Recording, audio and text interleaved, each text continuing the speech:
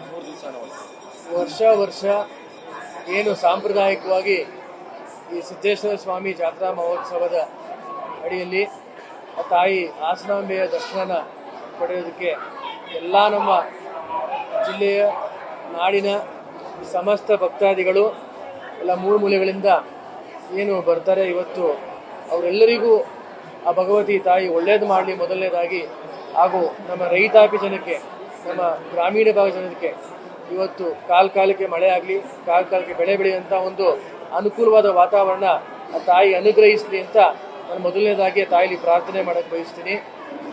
ಇನ್ನು ಜಾತ್ರಾ ಮಹೋತ್ಸವ ಭಾಳ ವ್ಯವಸ್ಥಿತವಾಗಿ, ಭಾಳ ಡಿಸಿಪ್ಲಿನ್ಡ್ ಆಗಿ ಸರಿ ನಡೀತಾ ಇದೆ.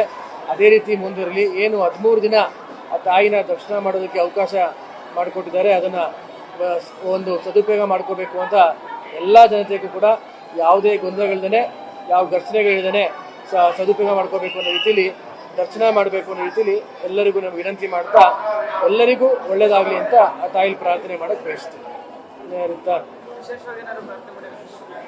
ವಿಶೇಷವಾಗಿ ನಮ್ಮ ಜಿಲ್ಲೆಗೆ ಇನ್ನು ಹೆಚ್ಚಿನ ರೀತಿ ಅಭಿವೃದ್ಧಿ ಕೆಲಸ ಕಾರ್ಯಗಳು ಆಗಲಿ ಅನ್ನೋದು ನನ್ನ ಪ್ರಾರ್ಥನೆ ಬಯಸ್ತೀನಿ ಅಷ್ಟೇ.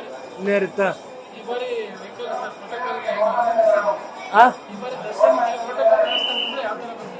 ಪ್ರೋಟೋಕಾಲ್ ವ್ಯವಸ್ಥೆಯಲ್ಲೇ ಬಂದೆ. ಈಗ ನಾವು ಕೂಡ ಏನು ಜನಪ್ರತಿನಿಧಿಗಳು ಯಾರೇ ಸಾರ್ವಜನಿಕರಿಗೂ ತೊಂದರೆ ಆಗಬಾರ್ದು ದೃಷ್ಟಿಲಿ ನಾವು ಕೂಡ ಏನು ಅದೇನು ಒಂದು ಅರ್ಬಾನಿಯಾ ಗಾಡಿನೂ ಅರೇಂಜ್ ಮಾಡಿದ್ದಾರೆ, ಅದರಲ್ಲಿ ಕೂಡ ಬಂದು ಅವೇನು ಜಿಲ್ಲಾಡಳಿತ ವ್ಯವಸ್ಥೆ ಮಾಡಿದೆ ಅದನ್ನು ನಾವು ಕೂಡ ಪಾಲಿಸ್ತಾ ಇದ್ದೀವಿ. ಯಾಕಂದರೆ ಎಲ್ಲರಿಗೂ ಸಾರ್ವಜನಿಕರಿಗೆ ಏನು ದರ್ಶನ ಆಗೋದಕ್ಕೆ ಅನುಕೂಲ ಆಗೋ ರೀತಿಯಲ್ಲಿ ನಾವು ಕೂಡ ಸಹಕಾರ ಮಾಡಬೇಕು ಅನ್ನೋದು ನಮ್ಮ ಮನೋಭಾವನೆ ಅಂತ ಹೇಳುತ್ತೆ. ಅವರು ಚೆನ್ನಾಗಿದ್ದಾರೆ, ಒಂದು ಕೆಲವೇ 2-3 ದಿನಗಳಲ್ಲಿ ಡಿಸ್ಚಾರ್ಜ್ ಆಗ್ತಾರೆ.